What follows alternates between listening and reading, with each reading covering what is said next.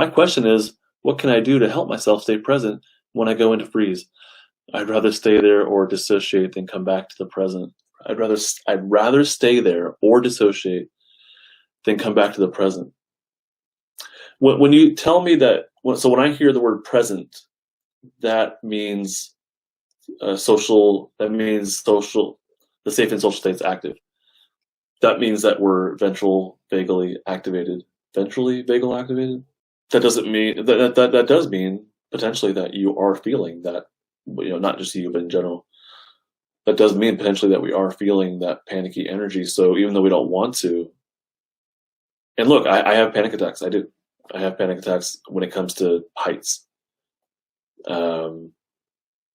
So to me, it's not exactly about how do I deal with it in the moment. And my strategy right now is how do I prevent this from happening in the first place?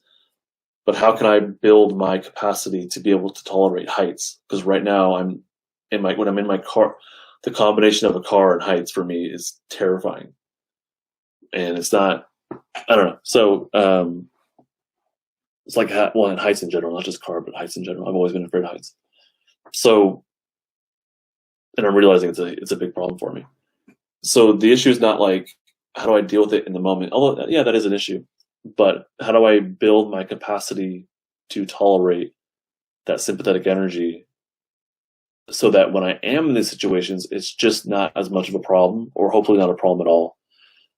That's more of the way to, I think, to go about this is, and the way what I'm talking about is how do we build the strength of our vagal brake, which is the strength of the social engagement system. How do I build the strength of my safety pathways to be able to tolerate high levels of sympathetic flight fight energy without losing control, without going into a full shutdown?